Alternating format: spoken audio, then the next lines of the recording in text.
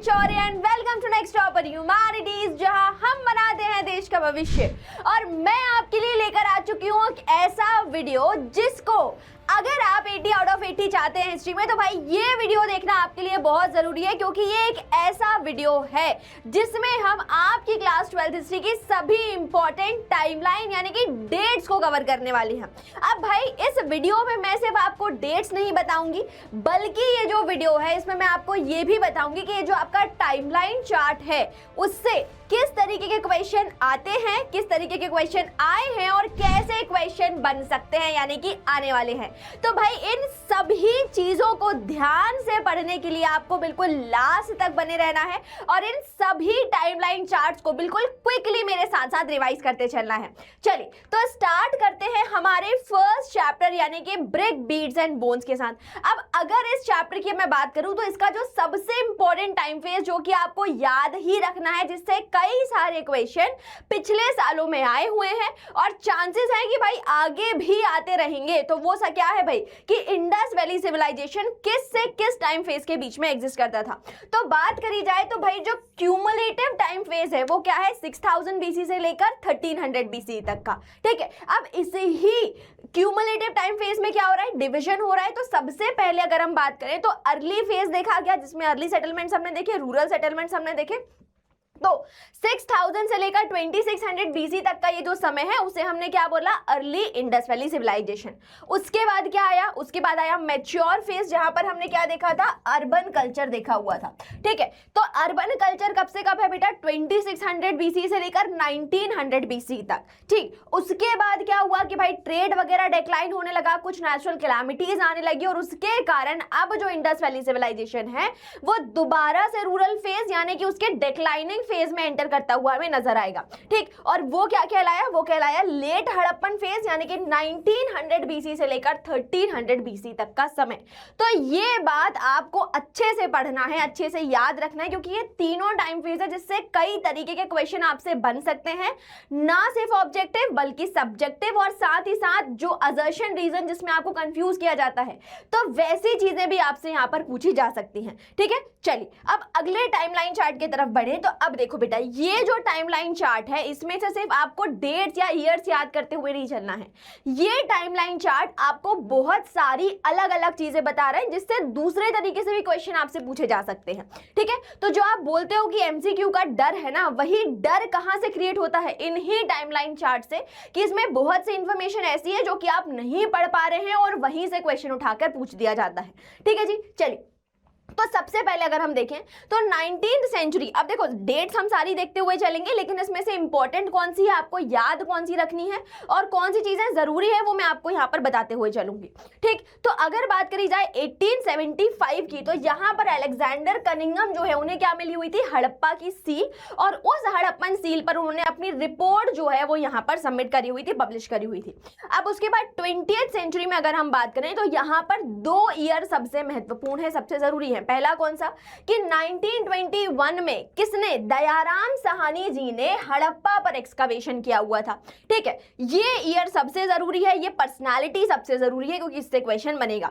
उसके बाद 1922 में क्या हो रहा है कि भाई राखलदास बनर्जी जो है वो मोहनजोदड़ो से एक्सकवेशन शुरू कर रहे हैं। ठीक, और फाइनली 1924 को जॉन मार्शल जो है वो इंडस वैली सिविलाइजेशन का क्या कर रहे हैं, उसका डिक्लेरेशन कर रहे हैं कि भाई ऐसा ही एक सिविलाइजेशन इंडिया में एग्जिस्ट करता था 5000 साल पहले। ठीक है, तो ये बात उन्होंने बताई। अब उसके बाद एक नए क्या हुए, डायरेक्टर जनरल आते हैं, क्या नाम है इनका, आरईएम वेलर। तो 1946 में आरईएम वेलर आए हैं जिन्होंने हड़प्पा को लेकर एक्सकवेशन किया था, अपना मिलिट्री प्रिसिशन उन्होंने वहां पर लेकर आया, स्ट्रैटिग्राफी के ऊपर उन्होंने एम्फसाइज किया, तो वो सब चीजें हो गई। अब उसके बाद कुछ चीजें ऐसी हैं जिनके अगर आप ईयर थोड़ा भूलते हुए भी चलेंगे लेकिन दूसरी चीजें उसमें इंपॉर्टेंट है। तो क्या है, अब यहां पर आपको एक्सकावेटर आर्कियोलॉजिस्ट का नाम याद रखना है और उन्होंने किस रीजन में काम किया वो आप यहां पे ध्यान रखेंगे।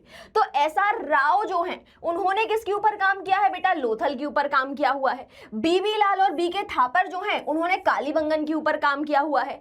एमके मुगल जो हैं उन्होंने यहां पर भावलपुर के ऊपर काम किया हुआ है। ठीक है, तो ये चीजें आपको ध्यान रखना है कि कौन सा एक्सकावेटर जो है वो किस एक्सकावेशन साइट से यहां पर जुड़ा हुआ है। है। ठीक, उसके बाद और अगर हम आगे बात चलें तो आर.एस. बिष्ट हो गए जिन्होंने धौलावीरा को लेकर काम किया हुआ है, अमरेंद्र नाथ राखीगढ़ी, ठीक है, और वसंत सिंधे का सबसे मेजर कंट्रीब्यूशन जो हमने यहाँ पर देखा हुआ था वो क्या कि हड़प्पा के जो आर्कियोजेनेटिक्स रिसर्च है वो उन्होंने यहाँ पर करी हुई थी, जिसके बारे में हमने पढ़ा था कि कैसे स्कल का ट्रांसफॉर्मेशन हमने देखा हुआ था। ठीक है, वो स्कल वाला इमेज, डिक्लाइनिंग थ्योरी, वो सभी चीजें यहाँ पर वसंत सिंधे का काम है। ठीक, तो ये सभी चीजें आपके लिए जरूरी हैं और इनको इसी तरीके से आपको पढ़ते हुए चलना है। ठीक है जी, तो अब ये तो बात हुई ब्रिक, बीड्स एंड बोन्स वाले चैप्टर की। अब अगले चैप्टर पर चलते हैं जो कि हुआ हमारा किंग्स, फार्मर्स एंड टाउन्स। अब ये तो चैप्टर आपको किसके बारे में बता रहा है कि भाई 6th सेंचुरी बीसी से किस तरीके से महाजनपद, स्टेट और एम्पायर बने और उसमें भी कैसे कैसे अलग अलग रूलिंग डायनेस्टी जो थी वो इंडिया में एग्जिस्ट करती थी। तो अगर आप इस टाइमलाइन को देखेंगे तो बहुत ही इंडिकेशन है कि भाई ये पॉलिटिकल हिस्ट्री जो है आपको इंडिया की उसके बारे में बता रहा है। तो सभी ईयर्स जो हैं वो आपको बहुत अच्छे तरीके से यहाँ पे ध्यान में रखना है। अब सबसे पहले क्या बताया जा रहा है कि भाई 600 बीसी से लेकर 500 बीसी तक का जो समय है, जिससे हमने क्या बोला, एक क्या बोल सकते हो आपकी एक टर्निंग पॉइंट है इंडियन हिस्ट्री में, जहां पर हम एक रूरल फेज से निकलकर दोबारा से अर्बनाइजेशन यानी कि सेकेंड अर्बनाइजेशन की तरफ आगे बढ़ रहे हैं। अब इसीलिए क्या क्या चेंजेस देखिए, क्यों सेकेंड अर्बनाइजेशन बोला, तो भाई पैडी कल्टीवेशन हो रहा है जो लोगों को सरप्लस प्रोडक्शन देगा, ग्रेन में फूड एश्योरेंस देगा। उसके बाद अर्बनाइजेशन देखा जाएगा गंगा वैली के रीजन में। उसके बाद महाजनपद का इमरजेंस हमने देखा, ठीक, और कॉइन यानी कि जो ट्रेडिंग है उसके लिए कॉइन का भी इमरजेंस आप यहां पर देख रहे हैं। अब उसके बाद हमने क्या देखा कि भाई यही जो महाजनपद हैं ये आगे जाकर क्या होता है, इनमें से एक मेजर स्टेट उभर कर आता है और वो कौन सा हुआ, वो हुआ मगध। ठीक है, तो 500 से लेकर 400 बीसी के समय पर मगध जो है वो यहां पर पावर को कंसोलिडेट करता है। अब बात करी जाए तो फॉरेन इन्वाजन इंडिया में होते हैं, तो यहाँ पर अलेक्जेंडर जो कि मैसेडोनिया से यहाँ पर आते हैं, तो 327 से 325 का जो ईयर है यहाँ पर इन्वाजन किया किसने, अलेक्जेंडर में। और उस समय पर इंडिया में कौन रूल कर रहा था, उस समय पर इंडिया में रूल कर रही थी नंद डायनेस्टी। ठीक है, सो नंद डायनेस्टी के जो धनानंद हैं वो यहाँ पर क्या कर रहे थे, उस समय पर इंडिया में रूल कर रहे थे। तो ये चीजें आपको ध्यान रखनी है क्योंकि ऐसे ही क्वेश्चन आपसे कहाँ पूछे जाते हैं, सीयूटी में पूछे जाते हैं। और सीयूटी की अपनी तैयारी को बिल्कुल पक्की कर लेने के लिए आपको जरूरी है कि हमारी नेक्स्ट टॉपर की टीम के साथ आप बने रहिए। अगर अभी तक आपने उस चैनल को फॉलो नहीं किया है तो जल्दी से चले जाइए, उसे सब्सक्राइब कर लीजिए। बहुत सारे इंफॉर्मेटिव वीडियोस वहां पर आ रहे हैं आपके लिए। और अगर आप अपनी तैयारी को और मजबूत करना चाहते हैं तो हमारा बैच भी, आप उस बैच को भी जाकर परचेस कर सकते हैं। ठीक है, चलो अब आगे बात करते हैं। ये तो बात हुई अलेक्जेंडर के इन्वाजन की। ठीक है, अब सबसे जरूरी कि क्या कि भाई मगध जो है वहां पर अब वो स्टेट से एम्पायर बन रहा है और वो एम्पायर किसके रीन में बनेगा, वो बनेगा मौर्यास के समय पर। तो यहां पर अगर हम बात करें तो 321 बीसी जो है इस ही धनानंद को हटाकर, है ना, कौन, चंद्रगुप्त मौर्य जो है वो यहाँ पर मौर्य डायनेस्टी का स्टैब्लिशमेंट करते हैं with the help of his minister Kautilya, है ना, चाणक्य। ठीक, चलिए अब उसके बाद इनके सक्सेसर्स की बात करी जाए तो सबसे इंपॉर्टेंट सक्सेसर जो हमने यहाँ पे इस चैप्टर में पढ़े हुए थे वो कौन थे, अशोक। अशोक का रेन आपको बहुत अच्छे तरीके से याद रखना है, 272 या फिर 268 से लेकर 231 तक का जो समय है उस समय पर इंडिया में अशोक रूल करते हैं। और अशोक के जीवन से जुड़ी हुई सारी घटनाएं, सारी इंफॉर्मेशन जो आपको इस पूरे चैप्टर में दी हुई हैं वो आपको अच्छे से पढ़ना है क्योंकि वो सबसे इंपॉर्टेंट है, उससे कई तरीके के क्वेश्चन आपसे पूछे जाते हैं। ठीक है जी, चलिए उसके बाद 185 में मौर्यन एम्पायर जो होता है वो डिक्लाइन हो जाता है, खत्म हो जाता है बृहद्रथ के साथ। अब उसके बाद आगे बात करी जाए तो यहाँ से कई सारे फॉरेन इन्वाजन्स इंडिया में होने शुरू हुए थे। तो इंडो ग्रीक रूलर्स आते हैं नॉर्थ वेस्ट में 200 से लेकर 100 बीसी जगह है जो इस समय पर कई सारे फॉरेन इन्वाजन्स हमने देखे।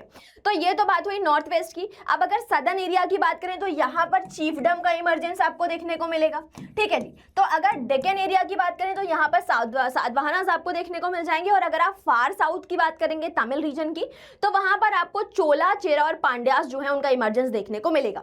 देन बात करी जाए आगे तो शक जो हैं वो सेंट्रल एशिया से आए हुए लोग हैं जो कि गुजरात में, है ना, राजस्थान वाला जो एरिया है, महाराष्ट्र वाला जो एरिया है वहां पर रूल करना शुरू करते हैं नॉर्थ वेस्टर्न वाले पार्ट पे। और यहीं पर क्योंकि अब फॉरेन इन्वाजन इंडिया में हो चुका है तो उसका मेजर इंपैक्ट क्या हुआ कि इंडिया जो है अब उन फॉरेन कंट्रीज के साथ ट्रेड करेगा। तो रोमन कॉइन्स आएंगे, गोल्ड कॉइन्स आएंगे, ठीक है, अच्छा खासा ट्रेड आपको इंडिया में देखने को मिलेगा।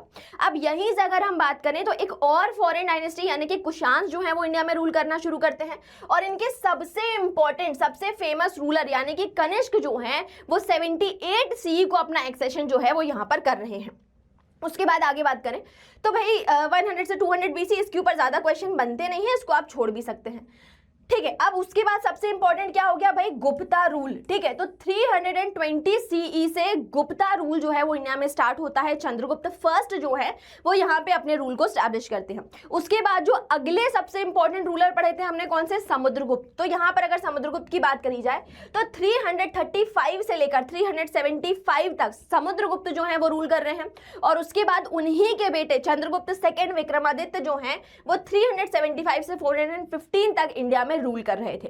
अब इन्हीं के समय पर, क्योंकि हमने क्या देखा था कि इन्होंने अपनी डॉटर प्रभावती की शादी कहां पर करी थी, वकाटक्स में, वकाटक्स के साथ, ठीक है। तो वकाटक्स जो उस समय पर कहां रूल कर रहे थे, डेक्कन में, महाराष्ट्र वाले पार्ट में। तो ये चीज आपको ध्यान रखना है कि चंद्रगुप्त के कंटेम्प्रेरी कौन है, वकाटक है, और इसी से क्वेश्चन आपसे पूछा जा सकता है। मतलब देखो इंफॉर्मेशन वही है, लेकिन घुमा घुमा कर हर बार आपको कहीं ना कहीं कंफ्यूज किया जाएगा, नए क्वेश्चंस बनाए जाएंगे, और इसके लिए आपको तैयार रहना है, ठीक है। चलिए उसके बाद आगे बात करी जाए तो 500 से 600 CE जो है वहां पर चालुक्यास कर्नाटक में रूल कर रहे हैं, और पल्लव जो है वो तमिलनाडु में रूल कर रहे हैं।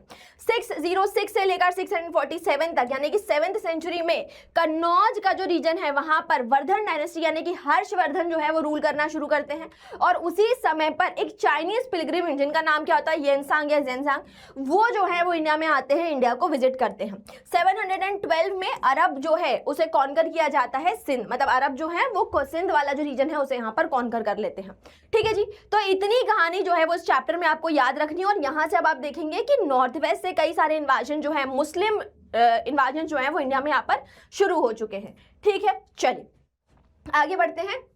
अब यहाँ पर एपिग्राफी से जुड़े हुए कई सारे फैक्ट्स आपको दिए हुए हैं जिन्हें आपने याद रखना है, क्योंकि इनसे क्वेश्चन बनते हैं। अब इसमें अगर मैं बताऊं तो इस पूरे चार्ट में जो सबसे इंपॉर्टेंट डेट है वो कौन सी हुई, वो हुई आपकी 1838, जिसमें क्या हुआ था, जिसमें जेम्स प्रिंसेप जो हैं उन्होंने अशोकन इंस्क्रिप्शंस को डिसाइफर किया हुआ था, यानी कि ब्राह्मी और खरोष्टी दोनों स्क्रिप्ट को उन्होंने डिसाइफर किया हुआ था। अब उसके अलावा जो क्वेश्चन जो इस इंफॉर्मेशन से बन सकता है वो क्या है कि भाई कौन सी किताब किसने लिखी हुई है, ठीक है। तो 1784 में एशियाटिक सोसाइटी बंगाल में बन रही है। उसके बाद क्या देखा जा रहा है कि अलेक्जेंडर कनिंगम जो हैं उन्होंने अशोकन इंस्क्रिप्शन को लेकर अपना जो डॉक्यूमेंट है वो यहाँ पर पब्लिश किया। उसके बाद एपिग्राफी कर्नाटका करके जो जर्नल है वो यहाँ पर पब्लिश होता है। उसके बाद एपिग्राफी इंडिया जो कि इंडिया में पब्लिश होती है 1888 में। और उसके बाद डीसी सरकार, अब देखो ये सबसे इंपॉर्टेंट है, इससे हो सकता है कि नए क्वेश्चन फ्रेम हो जाएं, ठीक है। तो डीसी सरकार जिन्होंने कौन सी किताब लिखी, Indian epigraphy and Indian epigraphy epigraphical glossary, ठीक है। तो ये दो किताबें जो हैं जो किसने लिखी हुई है, डीसी सरकार ने। तो हो सकता है क्योंकि अभी तक ये क्वेश्चन आया नहीं हुआ है, तो अगर नए क्वेश्चन फ्रेम होते हैं, डिफिकल्ट क्वेश्चन फ्रेम होते हैं, तो ऐसे नए इंफॉर्मेशन से क्वेश्चन आपको देखने को मिल सकते हैं, ठीक है जी। चलिए तो ये बात तो करी हमने किसकी, किंग्स, फार्मर्स एंड टाउन्स की। अब आगे बढ़ते हैं हमारे तीसरे चैप्टर की तरफ, यानी कि किनशिप, कास्ट एंड क्लास। इसमें क्या क्या इंपॉर्टेंट है, क्या क्या आपको पढ़ना है, चलिए मैं बताते चलती हूं आपको, ठीक है। इसमें जो सबसे इंपॉर्टेंट है वो क्या है बेटा, वो है राइटर और उनकी किताब, ठीक है, कि कौन सी किताब भाई किसने लिखी हुई है, ये आपको पढ़ने के लिए सबसे ज्यादा इंपॉर्टेंट है, क्योंकि इससे ही आपसे मैच द कॉलम टाइप के जो क्वेश्चन है वो फ्रेम करे जा सकते हैं, ठीक। तो अगर बात करी जाए किसकी, अष्टाध्यायी की, तो वो किसने लिखी हुई है, वो लिखी हुई है पणिनि ने। और अष्टाध्यायी कौन सी किताब है, ये किताब जो कि लिखी गई थी संस्कृत ग्रामर के ऊपर, ठीक है। चलिए उसके बाद अगली किताब की तरफ चलें, अगले टेक्स्ट की तरफ चलें, तो 500 से 200 BC जो है उस समय पर धर्मसूत्र है ना जो इंडिया में प्रिपेयर करे गए, और यही धर्मसूत्र जो है वो आगे जाकर पूरी सोसाइटी जो है उसे स्ट्रक्चर्ड करेंगे, स्ट्रैटिफाइड करने वाले हैं। कई सारे नॉर्म्स, रूल्स जो हैं वो यहाँ पर इन्हीं धर्मसूत्रा, धर्मशास्त्रा से प्रिपेयर होने वाले हैं, ठीक है। चलिए उसके बाद अगर हम आगे बात करें तो 500 से 100 BC में आपको त्रिपिटक देखने को मिल जाएंगे पाली में। रामायण महाभारत का इस समय पर क्या हो रहा है, कंपाइलेशन हो रहा है, ठीक है। रामायण और महाभारत जो है उसका एग्जीक्यूशन, वो घटना जो है वो पहले घट चुकी है 1200 से 800 BC के बीच में, लेकिन उसे लिखा कब जा रहा है, उसे यहाँ पर 500 BC से 400 CE के बीच में लिखा जा रहा है। यही हमने बात करी थी क्रिटिकल एडिशन, है ना, कि 1 साल तक लिखा, 1000 साल तक अगर कोई किताब लिखी जा रही है तो सीधी सी बात है कि उसमें कई सारी नई नई कहानियों को भी ऐड किया गया था, और वही चीज जो है वो यहाँ पर आपको ध्यान में रखनी है, ठीक। चलिए उसके बाद मनुस्मृति किसमें लिखी गई, संस्कृत में लिखी गई, ठीक है। उसके बाद तमिल संगम लिटरेचर जो है वो आपको 200 BC से 200 CE के बीच में वो भी देखने को मिल जाएगा। उसके बाद चरक और सुश्रुत संहिता, ठीक है, ये भी इंपॉर्टेंट है। कौन सी किताबें हैं, जो कि मेडिसिन के ऊपर लिखी हुई हैं। तो किताब से या तो उसका राइटर पूछ लिया या फिर उसका सब्जेक्ट मैटर पूछ लिया कि भाई क्या लिखा हुआ है उस किताब में, वो भी आपको यहाँ पर पता होना चाहिए। उसके बाद अगर हम आगे चलें तो पुराण का कंपाइलेशन होता है 200 BC CE के ऑनवर्ड्स में, ठीक है। उसके बाद नाट्य शास्त्र, ये किताब किसने लिखी थी, भरत मुनि ने। ड्रामेटोलॉजी के ऊपर किताब है, अच्छे से पढ़कर जाना, इससे क्वेश्चन बन सकता है, ठीक है। चलिए उसके बाद अदर धर्मशास्त्र जो कि संस्कृत में देखे हुए थे, ठीक, वो सब चीजें हो गई, इतना इंपॉर्टेंट नहीं है। उसके बाद कालिदास ने किस चीज के ऊपर किताबें लिखी हुई हैं, संस्कृत प्ले लिखा हुआ है। आर्यभट्ट वराहमिहिर एस्ट्रोनॉमी और मैथमेटिक्स के ऊपर किताबें लिख रहे हैं, ठीक है। तो ये चीज आपको यहाँ पे ध्यान में रखनी है। उसके बाद सबसे इंपॉर्टेंट जो हमारे लिए है, यानी कि 1919 से लेकर 1966 तक critical edition of Mahabharata prepare किया जाता है विद द हेल्प ऑफ और under the leadership of VS Sukthankar साहब, ठीक है। तो उनकी लीडरशिप में महाभारत का क्रिटिकल एडिशन जो है प्रिपेयर किया गया। अब इससे ये तो इन्फॉर्मेशन सब बच्चों को पता है, लेकिन नया क्वेश्चन कैसे फ्रेम होगा कि भाई ये तो बात पता है, अब ये बताओ कि उसका इंग्लिश ट्रांसलेशन किसने किया। तो किसने किया इंग्लिश ट्रांसलेशन, जेबी वेन बेटियन जो हैं उन्होंने यहाँ पर इस क्रिटिकल एडिशन का इंग्लिश ट्रांसलेशन किया होता है, लेकिन उनकी डेथ हो जाती है तो जो वर्क होता है वो इनकम्प्लीट यहाँ पर रह जाता है, ठीक। चलिए तो ये हो गया हमारा थर्ड चैप्टर। अब आगे बढ़ते हैं किस पे, हमारे फोर्थ चैप्टर के ऊपर, ठीक है। Fourth chapter thinker believes and buildings, ठीक है। इस चैप्टर में मैंने आपको क्या बताया था, अर्ली वैदिक एज, लेट वैदिक एज। तो अर्ली वैदिक एज कब से कब तक आपको देखने को मिलेगा, 1500 से लेकर 1000 BC तक आपको अर्ली वैदिक ट्रेडिशंस देखने को मिल जाएंगे, और 1000 से 500 BC के बीच में आपको लेटर वैदिक ट्रेडिशंस देखने को मिल जाएंगे, ठीक है। उसके बाद वही मेजर टर्निंग पॉइंट वाली बात आ गई। तो भाई 6th सेंचुरी से मेजर टर्निंग पॉइंट आया, जहां से नए जो हेटेरोडॉक्स रिलीजन है, हेटेरोडॉक्स ट्रेडिशन जो है वो यहाँ पर आपको देखने को मिलेंगे। तो उपनिषद का कंपाइलेशन होगा और जैनिज्म बुद्धिज्म का इमर्जेंस होगा। 3rd सेंचुरी BC से फर्स्ट स्तूप्स बनने शुरू होंगे अशोक के समय पर, ठीक है। वो सभी चीजें जो है वो यहाँ पर आपको देखनी है। उसके बाद 2nd सेंचुरी से है ना महायान बुद्धिज्म, संस्कृत ट्रेडिशन, क्योंकि अब यहाँ पर फ्लैश होने लगा है, तो महायान बुद्धिज्म आप देखेंगे, शैविज्म गॉडिज्म का इमर्जेंस देखेंगे, गॉडेस कल्ट के बारे में देखेंगे, ठीक है। और 3rd सेंचुरी से टेम्पल्स का बनना आप यहाँ पर देख सकते हैं। चलिए अब कुछ इंपॉर्टेंट चीजें जो यहाँ पर इस टाइम टेबल से, सॉरी इस टाइमलाइन से आपको यहाँ पे ध्यान में रखनी है। तो सबसे पहले क्या हुआ कि 1814 में इंडियन म्यूजियम फाउंड होता है, कहाँ पर, कलकत्ता में। ये आपको इंपॉर्टेंट डेट है, आप याद रखेंगे। उसके बाद अगले में क्या इंपॉर्टेंट है, अगले में ये इंपॉर्टेंट है कि the essay on the architecture of Hindus, किसने लिखी हुई है ये किताब, ये लिखी हुई है बाय राम राजा, ठीक है। तो ये नया क्वेश्चन है जो आपसे पूछा जा सकता है, इसको अच्छे से पढ़कर जाना कि 1834 में essay on the architecture of Hindus किसने लिखे हुए हैं, राम राजा ने लिखे हुए हैं, ठीक है जी। चलिए अब उसके बाद आगे बढ़ते तो जेम्स फर्गुसन ने यहाँ पर काम किया हुआ था, गवर्नमेंट ऑफ म्यूजियम बना हुआ है मद्रास में 1851 में। अगली क्या हो गई इंपॉर्टेंट इंफॉर्मेशन कि अलेक्जेंडर कनिंघम जो है उन्होंने एक किताब लिखी हुई थी जिसका नाम क्या था, भिल्सा टोप। अब भिल्सा टोप किसके बारे में है, सांची स्तूप के बारे में, ठीक है। सांची को ही पहले क्या कहा जाता था, भिल्सा कहा जाता था। तो उन भिल्सा टोप्स के ऊपर, उन सांची स्तूप्स के ऊपर जो उन्होंने अपना मटेरियल तैयार किया, जो उन्होंने अपने रिसर्च रिपोर्ट तैयार करी, वो यहाँ पर अलेक्जेंडर कनिंघम जो है वो यहाँ पर पब्लिश कर रहे हैं, प्रेजेंट कर रहे हैं, ठीक। चलिए उसके बाद 1878 में राजेंद्र लाल मित्र जो हैं उनकी किताब आई बुद्ध गया द हेरिटेज ऑफ साक्य मुनि, ठीक है। ये भी इंपॉर्टेंट है, इसे भी आप पढ़कर जाएंगे। H.H. Cole appointed as the curator of ancient monuments, ठीक है। उसके बाद ट्रेसी ट्रोव एक्ट वगैरह यहाँ पर आया हुआ था।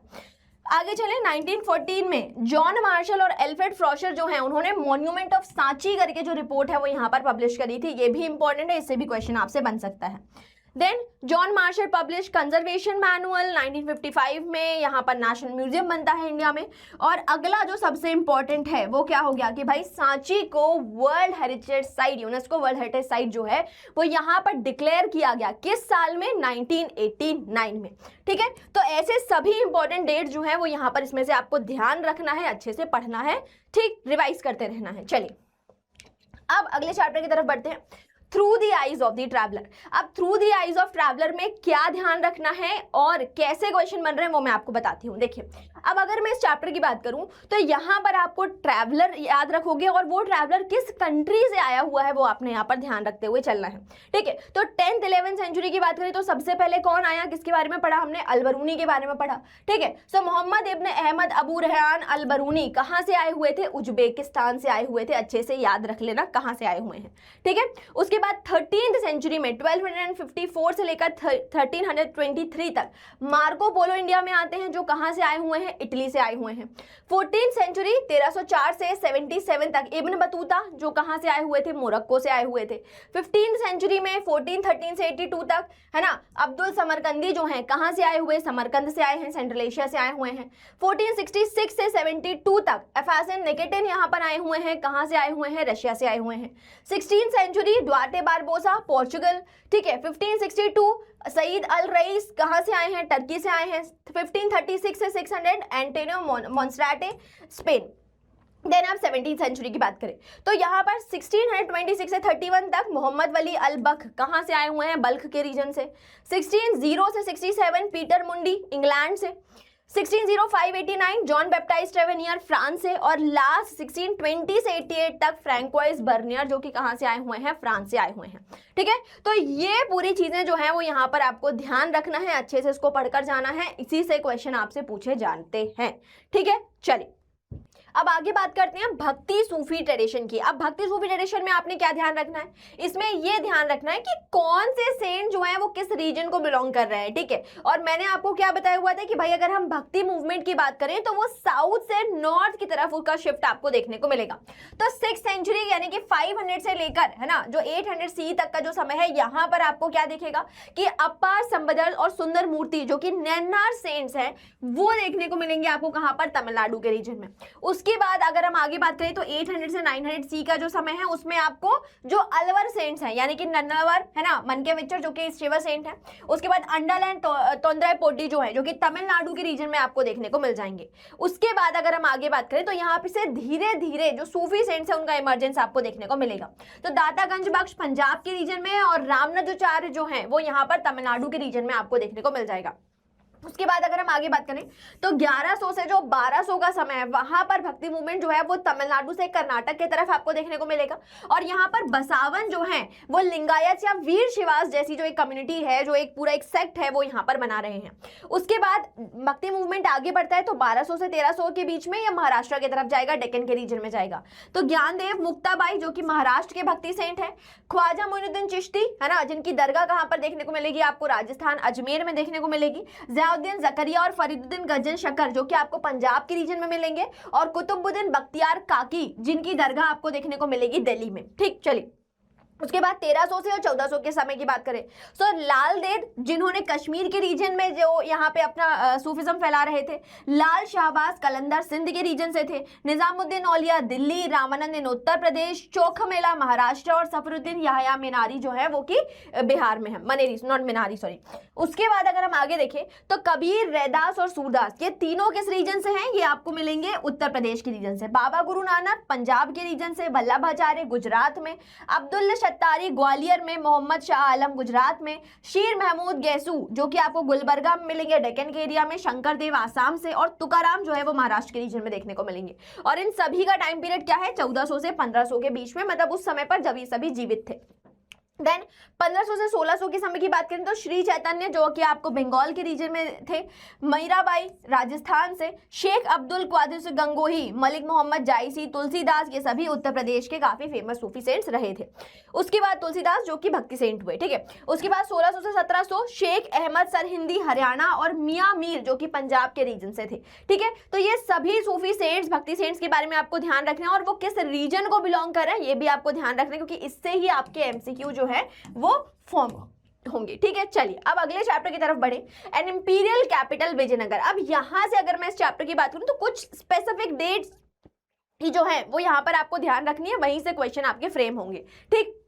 1200 से 1300 के बीच में दिल्ली सल्तनत, यानी कि एग्जैक्ट डेट अगर मैं आपको बताऊं 1200 से 1206 जो है वहां पर दिल्ली सल्तनत का फॉर्मेशन जो है वो यहाँ पर स्टैब्लिशमेंट जो है वो यहाँ पर आपको देखने को मिलेगा। कब तक रहेगा? 1526 तक, जब बाबर जो है वो फर्स्ट बैटल ऑफ पानीपत में आकर लोधी डायनेस्टी को यानी कि इब्राहिम लोधी को नहीं हरा देते। ठीक, चलिए उसके बाद अगर हम बात करें तो उसी ही सल्तनत पीरियड में ही आपको डेक्कन में दो नए स्टेट्स देखने को मिल रहे हैं, दो नए किंगडम देखने को मिलेंगे। तो पहला हुआ विजयनगर जो कि 1336 में इमरजेंस में आया, और दूसरा हुआ बहमनी जो कि 1347 में इमरजेंस में आता है। ठीक, उसके बाद और कई सारे आपको यहाँ पर किंगडम देखने को मिलेंगे। तो गजपति जो कि उड़ीसा से रूल कर रहे थे, सल्तनत ऑफ गुजरात मालवा का एस्टैब्लिशमेंट देखा, अहमदनगर बीजापुर बेरार जो कि 1490 में बनते हैं। ठीक है, उसके बाद यूरोपियंस आने शुरू हो गए, है ना। तो 1510 में पोर्चुगीज ने गोवा को कॉन्क्वेस्ट कर लिया, बहमनी किंगडम का कोलैप्स हो जाता है, और फाइनली 1565 में हमने क्या देखा था? सबसे important, which is battle of Talikota. ठीक है, सो बैटल ऑफ तालीकोटा भी इसका एक सबसे इंपॉर्टेंट ईयर है जिससे क्वेश्चन आपसे बनने हैं, पूछे जाने हैं। ठीक है, तो अच्छे से पढ़कर जाना, याद रखना इस ईयर को। ठीक, चलिए अब उसके बाद अगर डिस्कवरी की बात करी जाए, सोर्सेज की बात करी जाए, तो कोलन मैकेंजी ने यहाँ पर काम किया हुआ है, अलेक्जेंडर ग्रीनलॉ ने काम किया हुआ है, जेएफ फ्लीट ने काम किया हुआ है। और सबसे इंपॉर्टेंट जो है यानी कि 1986 में हम्पी जो है उसे यूनेस्को वर्ल्ड हेरिटेज साइट जो है वो डिक्लेयर किया गया था। तो ये आपको ध्यान रखना है कि सांची 1989 और हम्पी 1986, अच्छे से याद करके जाना। ठीक, चलिए अब हमारा अगला चैप्टर पीजेंट, जमींदार एंड स्टेट्स, उसकी बात करते हैं। तो यहाँ पर वही ईयर आ गया कि भाई 1526 में फर्स्ट बैटल ऑफ पानीपत जो है उसमें यहाँ पर इब्राहिम लोधी को बाबर के थ्रू हटाया जाता है, और मुगल डायनेस्टी जो है, मुगल एम्पायर जो है उसका स्टैब्लिशमेंट यहाँ पर किया जाता है। अब उसके बाद मुगल्स के रूल की अगर हम बात करें तो 1340 है ना। तो यहाँ से आपने क्या देखा कि 1526 से लेकर 1530 तक कौन रूल कर रहे हैं? बाबर रूल कर रहे हैं। अब बाबर के जाने के बाद उनके बेटे हुमायूं रूल करने के लिए आते, तो 10 साल उन्होंने रूल किया, 1530 से 1540, और 1540 से 1556 तक का ये जो पूरा समय है इसमें किसने रूल किया? सूर डायनेस्टी यानी कि शेरशाह ने। ठीक, 1556 से दोबारा से यहाँ पर कौन आ जाएंगे? हुमायूं अपनी टेरिटरीज को रीगेन कर लेते हैं। सो 1556 से लेकर 1555 और 56 में यहाँ पर हुमायूं टेरिटरी को रीगेन करेंगे, और उनकी डेथ के बाद उनके बेटे यानी कि अकबर जो हैं वो यहाँ पर पावर को ले लेते हैं। तो 1556 से 1605 तक अकबर रूल करते हैं, 1605 से 27 तक जहांगीर, 28 से 58 तक शाहजहां, और 1658 से 1707 तक औरंगजेब रूल करेंगे। ठीक, उसके बाद इन्वाजन होने शुरू हुए, लेटर मुगल्स का टाइम आया, मुगल डायनेस्टी जो है वो वीक होनी शुरू हुई, और ब्रिटिशर्स जो है वो कहीं ना कहीं पावर को गेन करना शुरू करते हैं। तो सबसे पहले 1739 में नादिर शाह का इन्वाजन, 1761 में है ना battle of Panipat, third battle of Panipat के थ्रू अहमद शाह अब्दाली की लड़ाई, फिर 1765 में बैटल ऑफ बक्सर, इलाहाबाद की ट्रीटी। ठीक है, और फाइनली आगे जाकर 1857 में रिवोल्ट ऑफ 1857 हम यहाँ पर देख रहे हैं। ठीक, तो ये सभी इंपॉर्टेंट ईयर्स जो हैं जो कि आपको याद रखना है, क्रोनोलॉजी इससे आपको पता रहेगी और आप अच्छे से क्वेश्चन को यहाँ पर सॉल्व कर पाएंगे। ठीक, चलिए next is colonialism and country side. अब कॉलोनिज्म एंड कंट्री साइड में भी यहाँ पर कुछ स्पेसिफिक डेट्स आपको याद रखनी है, उन्हीं से क्वेश्चन आपसे पूछा जाएगा। सबसे पहले क्या हुआ? 1765 है ना, ट्रीटी ऑफ इलाहाबाद हुई, और उससे दीवानी राइट्स जो थे बंगाल के वो यहाँ पर ईस्ट इंडिया कंपनी को मिल चुके हैं। अब उससे क्या होगा भाई? उससे आगे जाकर नए रेवेन्यू सेटलमेंट्स बनाए जाएंगे। तो एक नया सिस्टम डिराइव किया गया 1793 में, लॉर्ड कॉर्नवालिस जो है वो परमानेंट सेटलमेंट सिस्टम जो है वो बंगाल के रीजन में इंप्लीमेंट करते हैं। ठीक, उसके बाद अगर हम आगे बढ़े तो यहाँ पर संथाल्स को रीजन पर एक्सपांशन किया जाता है, एग्रीकल्चर एक्सपांशन होगा, और फाइनली इन्हीं सभी चीजों को लेकर 1855 से 56 के बीच में यहाँ पर संथाल रिबेलियन आपको देखने को मिल जाएगा। ठीक है, चलिए उसके बाद आगे जाकर डेक्कन के एरिया पे भी इस तरीके से रेवेन्यू ट्रीटी लाई गई, रैयतवाड़ी सिस्टम लाया गया, और उसी ही को लेकर 1875 में रैयत जो है उन्होंने यहाँ पर राइट्स करे हुए हैं, कहाँ पर? डेक्कन के रीजन में। ठीक है, तो ये चीज भी आपको यहाँ पर इसमें ध्यान देखना है। डेक्कन राइट्स आपको कब देखने को मिलेगा? 1875 में। ठीक है जी, चलिए आगे बढ़ते हैं। अब बात करते हैं रिबेल्स एंड राज की। तो रिबेल्स एंड राज वाला जो चैप्टर है उसमें से मेन ईयर तो हमारे लिए 1857 ही है, लेकिन उस समय पर भी कौन कौन से डेवलपमेंट्स हुए, कौन कौन से इवेंट्स हुए वो यहाँ पर आपको ध्यान रखना है। तो सबसे पहले 1801 में अवध जो है वो सब्सिडरी अलायंस को साइन करता है, और डॉक्ट्राइन ऑफ लैप्स के थ्रू 1856 में को अवध को क्या कर लिया जाता है? एनेक्स कर लिया जाता है। और 1856 से 57 के बीच में यहाँ पर समरी रेवेन्यू सेटलमेंट लेकर आया, जिससे सभी तालुकदार जो थे उन्हें क्या किया गया? उन्हें यहाँ पर डिस्पोजेस किया गया था। ठीक, चले उसके बाद 1857 की बात करें तो 10 मई के दिन म्यूटिनी स्टार्ट होती है मेरठ से। 11 मई की रात में, है ना, 11 मई की सुबह जो है वो ये सभी कहाँ पहुंच चुके हैं, दिल्ली पहुंच चुके हैं। दिल्ली में इन्होंने अपने रिवोल्ट जो है उसको यहाँ पर किया हुआ था। उसके बाद आगे जाकर म्यूटिनी जो है वो स्प्रेड होती है यूपी के रीजन में, लखनऊ तक स्प्रेड होगी, सेंट्रल इंडिया वाला जो पूरा पार्ट है वहां पर स्प्रेड देखा जाएगा। और 25 सितंबर से अब जब हैवलॉक आ चुके हैं, कॉलोनियल कैम्पबेल आ चुके हैं, तो अब उन्होंने दोबारा से पावर को स्टैब्लिश, ब्रिटिश पावर को स्टैब्लिश करने की कोशिश करी है। सप्रेशन रिप्रेशन जो है वो यहाँ पर शुरू हो जाएगा। ठीक, फाइनली 1858 जून में रानी ऑफ झांसी जो है उन्हें यहाँ पर बैटलफील्ड में उन्हें हराया जाता है और यहाँ से ये पूरा रिवोल्ट जो है वो सप्रेस कर दिया गया। चलिए अब अगले चैप्टर की बात करते हैं, Mahatma Gandhi and the nationalist movement. ठीक है, अब यहाँ पे सभी ईयर्स जो है वो सबसे इंपॉर्टेंट है क्योंकि सबसे ज्यादा क्वेश्चन यहीं से बनते हैं। ठीक, चलिए तो सबसे पहले 9 जनवरी 1915 को गांधी जी जो है वो साउथ अफ्रीका से इंडिया लौट कर आ गए। 1917 में यहाँ पर चंपारण मूवमेंट हुआ, 18 में यहाँ पर खेड़ा सत्याग्रह और अहमदाबाद मिल वर्कर्स मूवमेंट हुआ था। अब उसके बाद 1919 के साल की बात करें तो बहुत इंपॉर्टेंट है क्योंकि 6 अप्रैल 1919 में रॉलेक्स सत्याग्रह हुआ और आगे जाकर जलियांवाला बाग मैसाकर होता है कब, आपका 13 अप्रैल 1919 में। नॉन कोऑपरेशन मूवमेंट देखा हमने 1 अगस्त 1921 में, खिलाफत मूवमेंट को उसके साथ ज्वाइन कर दिया गया।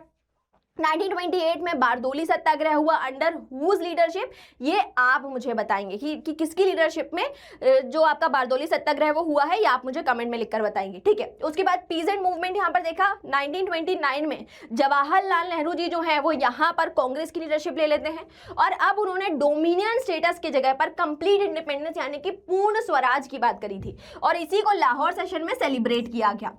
फाइनली 1930 में गांधी जी यहाँ पर अपना दूसरा मूवमेंट यानी कि सिविल डिसोबीडियंस लॉन्च करते हैं। 12 अप्रैल है वहां से 12 मार्च जो है वो यहाँ से आपका जो दांडी मार्च जो है वो शुरू किया जाता है। उसके बाद 1931 गांधी इरविन पैक्ट किया गया, सेकेंड राउंड टेबल कॉन्फ्रेंस करी गई। 1935 में गवर्नमेंट ऑफ इंडिया एक्ट आता है।